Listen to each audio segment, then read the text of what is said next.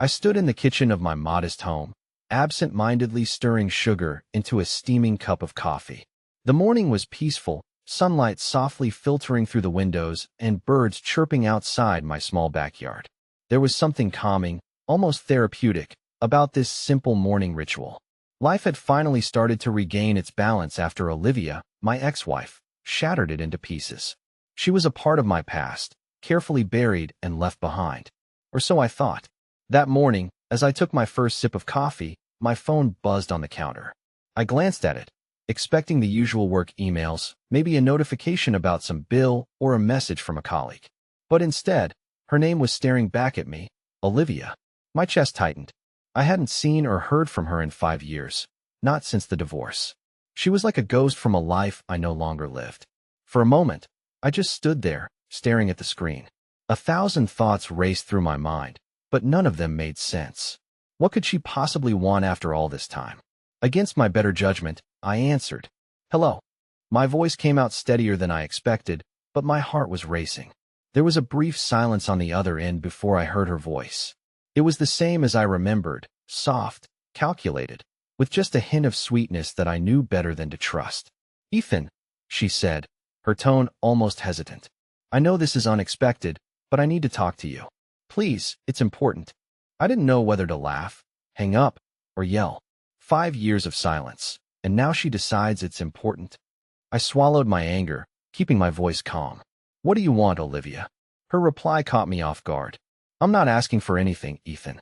I need to tell you something. It's about us, about what really happened." I froze. What could she possibly mean? I thought I knew everything there was to know about her betrayal. There were no secrets left to uncover, or so I believed. "Ethan, please," she pressed. "Can we meet? Just once. I promise it won't take long." I hesitated. Every instinct in me screamed to say no. I had spent years picking up the pieces of my life, painstakingly rebuilding my self-esteem, my trust, my stability. Olivia had no right to disrupt that. But curiosity is a powerful thing, and against my better judgment, I agreed to meet her.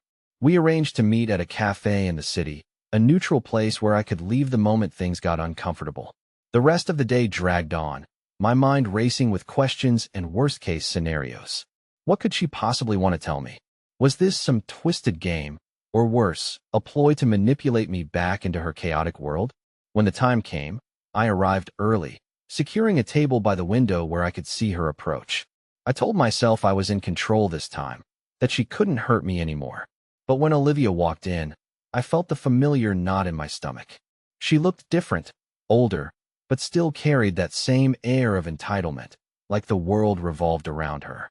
She sat across from me, her hands clasped tightly together. For a moment, we just stared at each other, the weight of 5 years of silence hanging in the air. Then she said the words that sent a chill down my spine. "Ethan, there's something I've been hiding from you. Something I've carried all these years, and it's about to change everything." I leaned back in my chair, my arms crossed tightly over my chest, trying to keep my composure. Olivia's words were like a grenade, her tone the pin she had just pulled. I should have known better than to meet her, but here I was, trapped in the vortex of her drama once again. "What do you mean, Olivia?" I asked, my voice colder than I intended. "What could you possibly have to tell me after all this time?" She hesitated, biting her lip, a nervous habit I remembered all too well. "I don't even know where to start," she muttered, looking down at her hands. It's complicated." I clenched my jaw. "Then simplify it," I said sharply. "You dragged me here, so whatever you have to say, just spit it out." She flinched, but I didn't care. For years, I had lived with the scars she left behind. If she wanted my attention now, she was going to earn it. Finally, she looked up, her eyes meeting mine. "Ethan, you remember the day we signed the divorce papers?" "Hard to forget," I said bitterly. "It was the day you walked away without a second thought, Olivia." "So yeah, I remember." Her gaze faltered, and she looked away.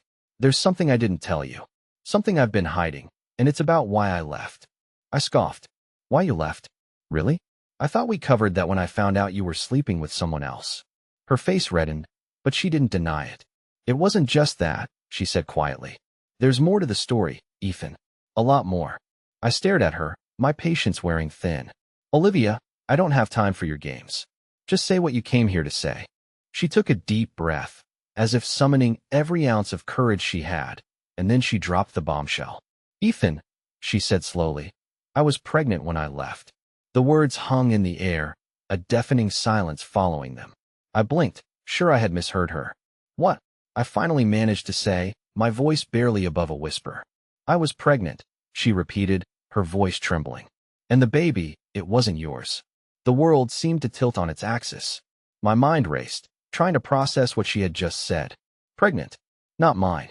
I felt like I'd been punched in the gut, all the air sucked out of the room. You were pregnant? I stammered, struggling to keep my voice steady. And you didn't tell me? She nodded, tears welling up in her eyes. I didn't know how to tell you, Ethan. I didn't want to hurt you more than I already had. I laughed bitterly, the sound harsh and hollow. Hurt me, Olivia. You destroyed me. You cheated, you lied, and then you just left. And now you're telling me you were carrying another man's child the whole time? She looked down, her tears now streaming down her face. I know I was wrong, she whispered. But I thought I was doing the right thing by walking away. I didn't think you'd want to know. I shook my head, my hands trembling with anger and disbelief. And what about now, Olivia? Why tell me this now, 5 years later? What's the point? Her silence was deafening. She looked like she was about to speak, but the words wouldn't come. I leaned forward, my voice rising. Answer me, Olivia. Why now? She finally met my gaze, and the look in her eyes sent a chill down my spine. Because, she said, her voice barely audible, my son, your son's half-brother, wants to meet you. The air left my lungs. I felt like I was drowning, the weight of her words pulling me under. Half-brother? Son? None of it made sense, and yet here it was, staring me in the face. Olivia, I said slowly, my voice shaking. Are you telling me you've been raising this child all this time, and now suddenly you want me to be a part of his life? Is that it? She nodded, wiping her tears. He knows about you, Ethan. He's old enough to understand now, and he's been asking questions. I thought you deserved to know, and he deserves to know you. I couldn't believe what I was hearing. After everything she had done, after the pain she had caused, she thought she could just waltz back into my life and drop this on me? My head was spinning, my heart pounding in my chest. Why should I care? I said harshly. You made your choices, Olivia. You made it clear that I didn't matter to you. So why does any of this matter now? Her lip quivered, and for the first time, I saw something in her eyes that looked like genuine regret. Because, she said softly, he's sick, Ethan, and he needs your help. The room felt like it was spinning. I gripped the edge of the table, my knuckles white, as Olivia's words echoed in my head. He's sick, Ethan, and he needs your help. I leaned back, trying to steady my breathing. What do you mean he's sick, and what does that have to do with me? My voice was cold, but inside, I was a storm of emotions. Anger, confusion, and a tiny flicker of something I didn't want to acknowledge, concern. Olivia took a shaky breath. He was diagnosed a few months ago. It's leukemia, Ethan. The doctors say he needs a bone marrow transplant, and I thought maybe you could get tested. There's a chance you might be a match. I stared at her, my mind racing. This couldn't be happening. After everything she put me through, she was asking me to save the life of a child that wasn't even mine, a child that existed because she betrayed me. Are you kidding me? I said, my voice rising. You have the audacity to come here after 5 years of silence and ask me for this? Do you have any idea what you're asking, Olivia? Her eyes filled with tears again, but I wasn't moved, not this time. Ethan, I know I don't deserve your help, she said, her voice trembling. But he's just a child. He didn't ask for any of this. And he's your son's half-brother. Please, Ethan, just think about it. I shook my head, my anger boiling over. Think about it, Olivia. I've done nothing but think about what you did to me for the past 5 years. You ripped my life apart, and now you want me to just forget all that and save the child you had with someone else? How do you even justify asking me for this? She flinched at my words, but she didn't back down. Because I'm desperate, Ethan, she said quietly. Because I'll do whatever it takes to save him, even if it means swallowing my pride and begging you. Her words hit me like a punch to the gut. As much as I hated her, as much as I wanted to tell her to leave and never come back, I couldn't ignore the pain in her voice. I looked away, staring out the window as I tried to collect my thoughts. Finally, I spoke. What about his father? I asked, my voice icy. Shouldn't he be the one stepping up to help? Or is he as much of a coward as you are? Olivia's face paled, and she looked down at her hands. He's not in the picture, she admitted. He left when I told him I was pregnant. I've been raising our son on my own. I couldn't help but laugh bitterly. Of course he did. Typical. And yet somehow, I'm the one you've decided to burden with this? Unbelievable. Ethan, please, she said, her voice breaking. I know you have every right to hate me, but this isn't about me. It's about a little boy who doesn't have much time. I'm not asking for forgiveness. I'm asking for his life. Her words hung in the air, heavy and suffocating. I wanted to say no, to walk away and leave her to deal with the mess she'd made. But the thought of a child, innocent and undeserving of the chaos his mother had caused, made it impossible to ignore her plea entirely. I need time to think, I said finally, my voice cold but firm. I'm not making any promises, Olivia. Don't expect me to. She nodded, tears streaming down her face. Thank you, she whispered. Thank you for even considering it. Without another word, I stood and walked out of the cafe. The crisp air hit me like a slap to the face, but it did little to clear the storm in my head. I felt like I was being dragged back into a nightmare I'd fought so hard to escape. As I drove home, my mind was a mess of conflicting emotions. Part of me wanted to slam the door shut on Olivia and everything she represented, but another part of me, one I wasn't proud of, was haunted by the image of a sick little boy who might not live to see another year. When I got home, I poured myself a drink and sank into the couch, staring blankly at the wall. My thoughts were interrupted by a memory I hadn't allowed myself to revisit in years, the day Olivia and I had picked out baby names. It was before everything fell apart, back when I still believed we had a future together. We laughed and argued over names, imagining a life that never came to be. Now, I couldn't shake the question that lingered in the back of my mind. If I didn't help, could I live with myself? But if I did, what would it cost me? As the night dragged on, I realized I was standing at a crossroads, one that could change my life forever.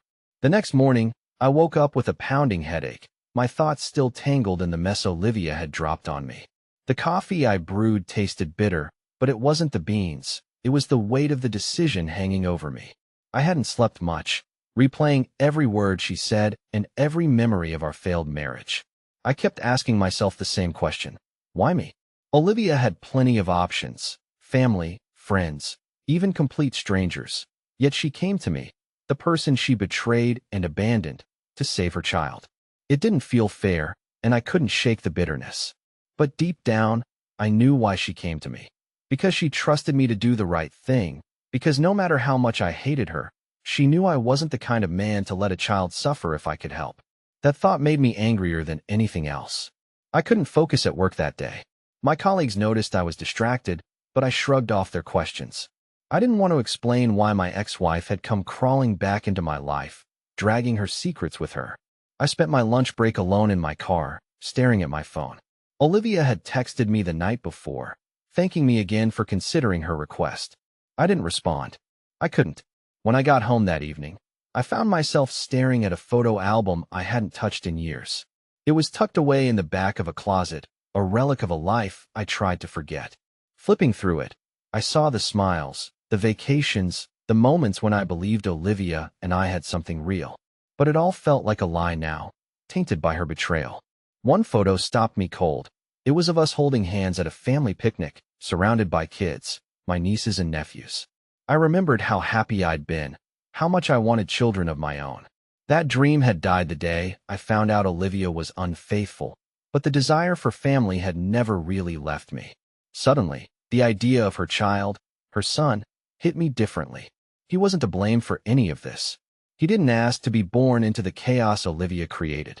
And if he was sick, if he truly needed me, was it fair to let my anger toward his mother dictate his fate? I poured myself another drink, hoping it would drown out the turmoil in my head, but it didn't work. Olivia's words kept echoing. He's just a child. He didn't ask for this. I hated her for putting me in this position, but I hated myself more for considering her request. It wasn't just about the boy. It was about what helping him would mean. It would mean opening the door to Olivia again, letting her and her lies back into my life. Could I really handle that? The next day, I made up my mind. I called Olivia, my voice cold and distant. I'll get tested, I said, but this doesn't change anything between us. Don't expect forgiveness or anything more than this. Her voice cracked with relief. Thank you, Ethan. You don't know what this means to me, to him. I didn't respond. I just hung up, feeling a strange mix of anger and guilt. The decision was made, but I knew it was only the beginning. Helping her son might save his life, but it could also drag me back into a world I'd fought so hard to escape. Little did I know, the worst was yet to come. A week later, I found myself sitting in a sterile clinic, filling out paperwork and trying to ignore the knot in my stomach. The nurse smiled politely as she handed me the forms, but her cheery demeanor only made me feel worse. This wasn't where I wanted to be.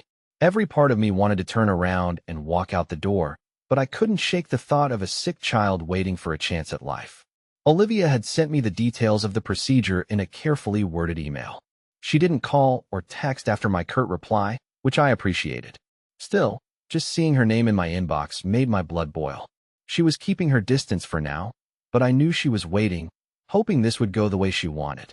After the nurse drew my blood, I sat in the waiting room, staring at the floor. My mind drifted to questions I hadn't let myself ask before. What was the boy like? Did he look like her, or the man she betrayed me with? Did he even know about me? I felt sick just thinking about it. The nurse finally called my name, handing me a small card with follow-up instructions. We'll call you with the results in a few days, she said with a kind smile. I nodded, barely acknowledging her. I just wanted to get out of there. Driving home, I felt the weight of my decision pressing down on me.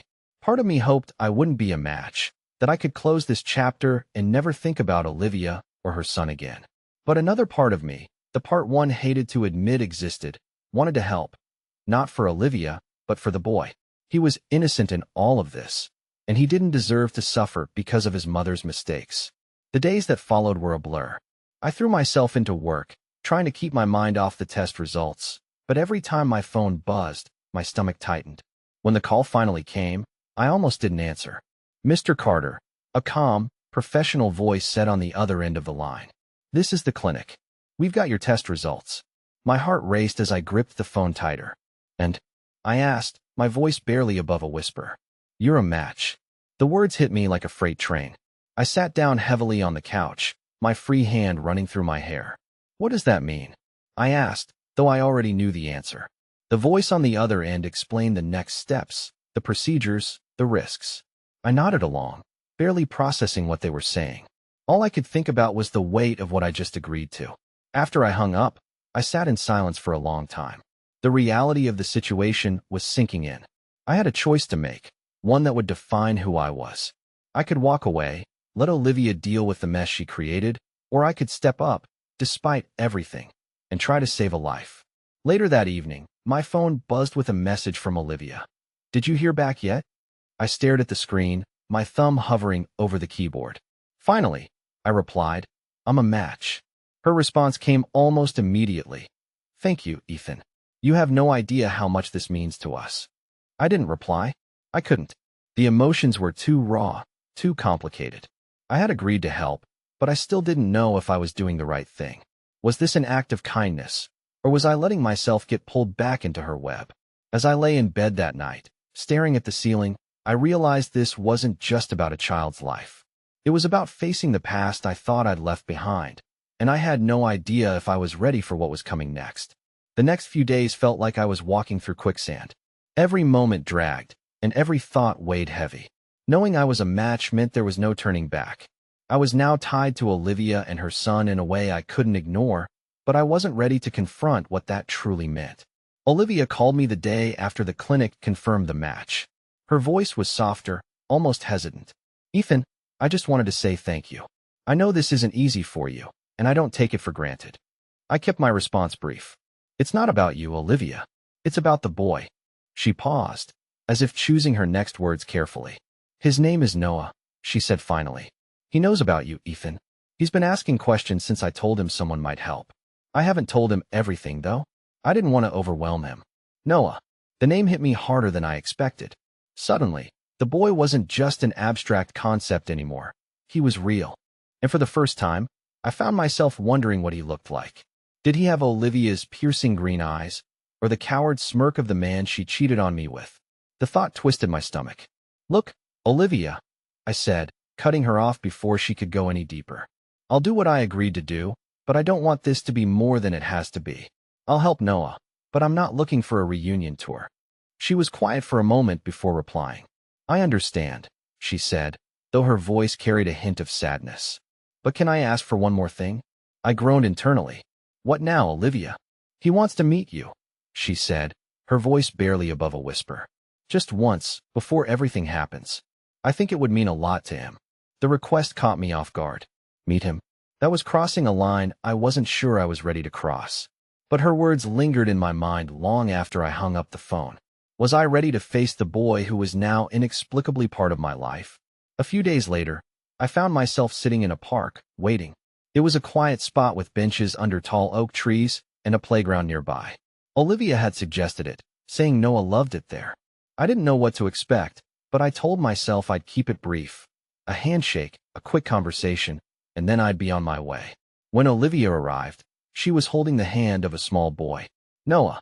My breath caught in my throat as I saw him for the first time.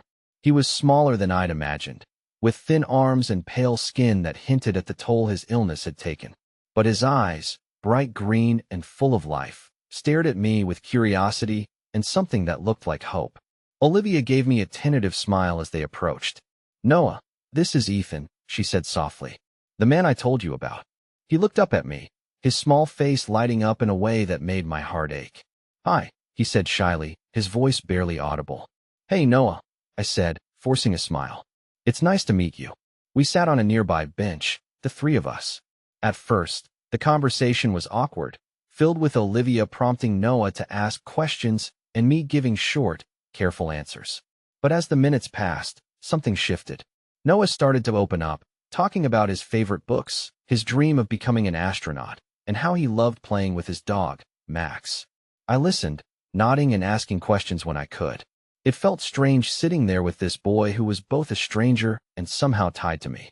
I couldn't help but feel a pang of guilt. None of this was his fault. He didn't choose his circumstances, yet here he was, caught in the middle of a mess he didn't create. When it was time to leave, Noah looked up at me with those bright green eyes. Are you going to help me? He asked, his voice filled with innocence and hope. The question hit me like a punch to the gut. I looked at him, at the way he held my gaze with complete trust, and I knew there was only one answer I could give.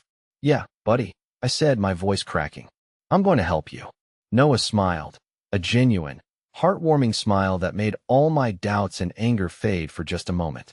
Olivia didn't say much as we parted ways, but I saw the gratitude in her eyes. Still, I wasn't doing this for her. I was doing it for Noah. As I drove home that evening, I couldn't stop thinking about the boy. For the first time in years, my hatred for Olivia felt less important. There was something bigger at stake now, and whether I liked it or not, I was part of it. The days following my meeting with Noah were a blur. His small voice, his bright eyes, and that innocent question, "Are you going to help me?" played on a loop in my mind. I couldn't shake the image of him, so frail yet so full of life. It felt unfair, cruel even, that a boy like him was burdened with something so heavy. Olivia texted me the next day, thanking me for meeting him. I didn't reply. Instead, I threw myself into work, into anything that could distract me from the decision looming over me. But no matter how hard I tried, I couldn't escape the reality. I had agreed to help, and now the next steps were staring me in the face. The clinic called to schedule the procedure, and I reluctantly confirmed the date. It was set for the following week, a day that now felt like a deadline, both for Noah and for my own emotional walls. I didn't know how I'd get through it, but I knew I couldn't back out. Not now. On the day of the procedure, I arrived at the hospital early, the sterile smell of the place immediately putting me on edge. A nurse greeted me, her smile professional but kind. "You're doing something really wonderful," she said as she led me to a prep room. I nodded, not trusting myself to respond. I didn't feel wonderful. I felt trapped, like I was being pulled into something far bigger than myself. As I sat on the hospital bed, waiting for the anesthesiologist, my mind wandered to Noah. Would this work? Would he have a chance to grow up, to chase those dreams of becoming an astronaut? Or would all of this be for nothing? The uncertainty gnawed at me, but I forced myself to focus. I was here to give him a chance, no matter the outcome. The procedure itself was a blur. One moment I was lying on the bed, the next I was waking up, groggy and sore. A nurse was by my side, checking my vitals. Everything went well, she said, her voice soothing. You're going to feel some discomfort for a few days, but you did great. I nodded weakly, relief and exhaustion washing over me. It was done. Now all I could do was wait. Olivia texted me that evening.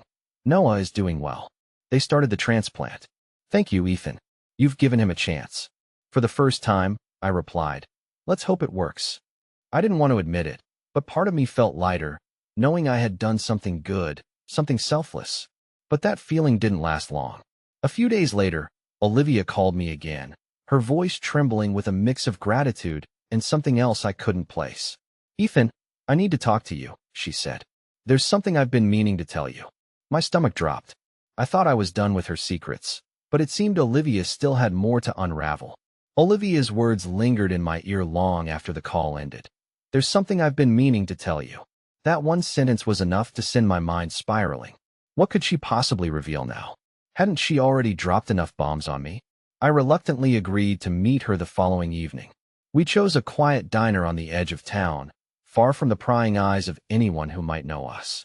As I walked in, I spotted her sitting in a corner booth, nervously stirring a cup of tea. She looked up as I approached, her expression a mix of apprehension and something I couldn't quite place. Guilt, maybe. I sat down without a word, crossing my arms as I leaned back in the booth. All right, Olivia, I said, keeping my tone as neutral as I could. What's this all about? She hesitated, biting her lip, like she always did when she was nervous. Ethan, first, I just want to say thank you for everything. What you did for Noah, it means the world to me. I nodded, impatient. We've been over this. Just get to the point. She took a deep breath, her hands trembling slightly as she clasped them together.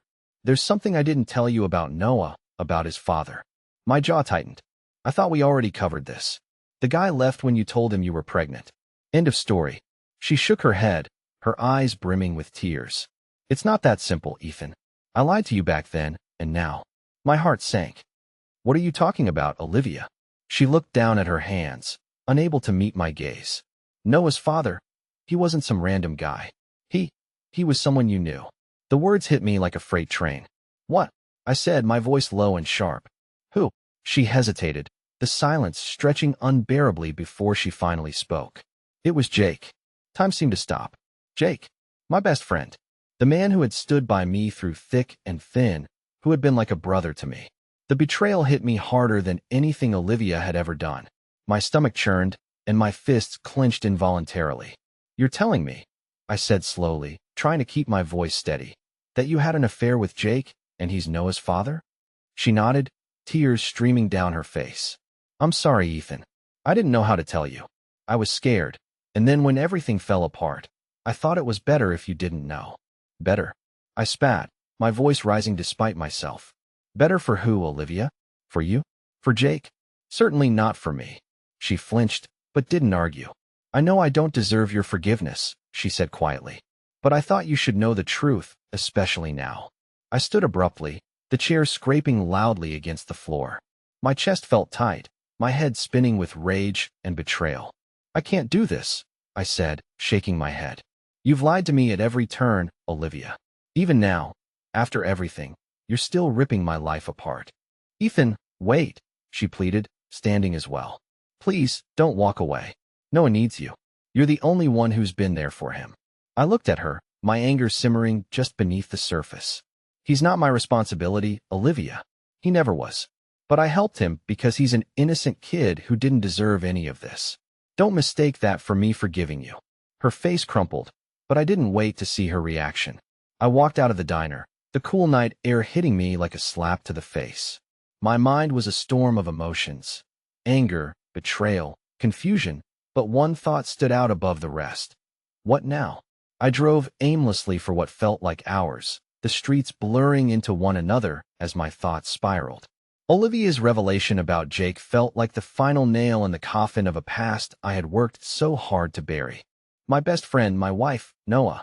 It was too much to process. Eventually, I pulled into an empty parking lot and sat there in the silence, gripping the steering wheel so tightly my knuckles turned white. My mind raced with memories of Jake, our late-night talks, the times he'd stood by me during tough moments, the way I trusted him with everything. And all the while, he was betraying me in the worst way possible. I punched the steering wheel, the sharp pain in my knuckles grounding me for a moment. What was the point of all of this? Why had Olivia dragged me back into this mess after all these years? Did she think telling me the truth now would somehow absolve her of what she had done? Or was this her way of passing the weight of her guilt onto me? I didn't know, and honestly, I wasn't sure I cared. The next morning, I woke up on my couch, still in yesterday's clothes. My phone buzzed on the coffee table, and I stared at it, dreading who might be on the other end. Sure enough, it was Olivia. I ignored it. A minute later, it buzzed again. This time it was a text. "Ethan, I know you're angry. I don't blame you. But please, Noah wants to see you. He keeps asking if you're okay. He doesn't understand what's happening, and I don't know how to explain it to him." I threw the phone across the couch in frustration. Of course, Noah was caught in the middle of this. He was the only innocent person in this entire mess, and yet he was the one suffering the most. I spent the day pacing the house, unable to shake the thought of Noah. I could still see his wide eyes, the hope in his voice when he asked if I'd help him. That alone was enough to make my anger feel hollow. No matter how much I hated Olivia or Jake, none of this was Noah's fault. He was just a kid who deserved a chance at life. By evening, I made up my mind. I called Olivia, my voice curt. "I'll come see him, but this doesn't mean I forgive you. I'm doing this for Noah, not for you." Her relief was palpable. "Thank you, Ethan. That's all I'm asking." The following afternoon, I arrived at Olivia's house. It felt strange being back, stepping into a space that used to be mine, but now felt completely foreign. The walls were painted a different color, the furniture rearranged. It was like walking into a ghost of my past, but one I no longer recognized. Noah was sitting on the couch, wrapped in a blanket. When he saw me, his face lit up. "Ethan," he exclaimed, his voice still a little weak, but full of excitement. "Hey, buddy," I said, forcing a smile. "How are you feeling?" He shrugged.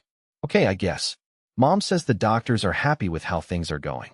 "That's good to hear," I said, sitting down across from him. "You're a tough kid, you know that?" He grinned, and for a moment, the weight of everything felt a little lighter. We talked for a while about his favorite movies, his dog Max, and his dream of visiting NASA someday. He didn't ask about the tension between Olivia and me, and for that, I was grateful. But as I left the house that evening, Olivia stopped me at the door. "Ethan," she said softly, "thank you for coming. It means a lot to him." I nodded, not trusting myself to speak. As I walked to my car, I felt a strange mix of emotions. Anger, sadness, and something else I couldn't quite name. Closure, maybe? Or was it the beginning of something I wasn't ready to face?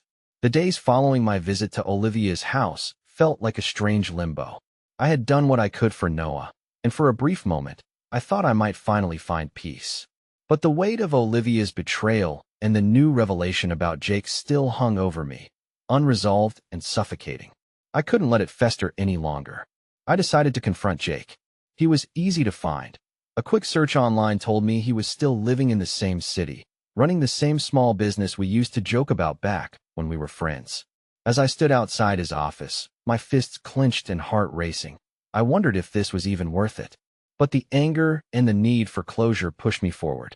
When I walked in, he froze, his face drained of color, and his smile, the one I used to trust, faded into a look of guilt. "Ethan," he said, his voice uneasy. "It's been a long time." "Not long enough," I said coldly. "We need to talk." He motioned to a small office in the back. Once inside, I shut the door, leaning against it to keep my composure. "You know why I'm here," I said. "Don't bother lying." He sighed, running a hand through his hair. "Olivia told you. She told me everything." I spat. "You, her, Noah. How you betrayed me while pretending to be my friend." "I didn't mean for it to happen," he said weakly. "It was a mistake." "A mistake?" I laughed bitterly. "A mistake doesn't last months, Jake. A mistake doesn't result in a child." He hung his head, unable to meet my gaze. "You're right," he said quietly. "I messed up. I was selfish, and I hurt you. I'll regret it for the rest of my life." His words rang hollow, but I didn't come for apologies. I came to close the door on this chapter of my life. "I don't care about your regrets," I said. "I'm here to tell you that you're nothing to me anymore. You were my best friend, and you threw it away. Don't expect forgiveness, and don't expect me to forget. Stay out of my life." He nodded, his face pale. I understand. Without another word, I walked out, slamming the door behind me. For the first time in years, I felt a strange sense of relief. The confrontation hadn't fixed anything, but it had given me the closure I needed. A new beginning. Over the next few weeks, I focused on moving forward. I didn't block Olivia's number, but I kept my distance. I continued to check on Noah through brief texts and updates, but made it clear to Olivia that our relationship was strictly about him. She respected my boundaries, something I never thought I'd see from her. As for Noah, his recovery was slow but steady. Every time I heard about his progress, I felt a small spark of pride. I hadn't been his father, but I had given him a chance at life. That was enough for me. One day, months later, Olivia called. Her voice was calm, almost grateful. "Ethan, I just wanted to say thank you for everything. Noah's doing better, and it's because of you." I didn't know what to say. After a moment, I simply replied, "Take care of him, Olivia." And with that, I hung up, feeling like I had finally let go of the weight I'd carried for so long. The past was behind me, and for the first time, I felt ready to face the future on my own terms.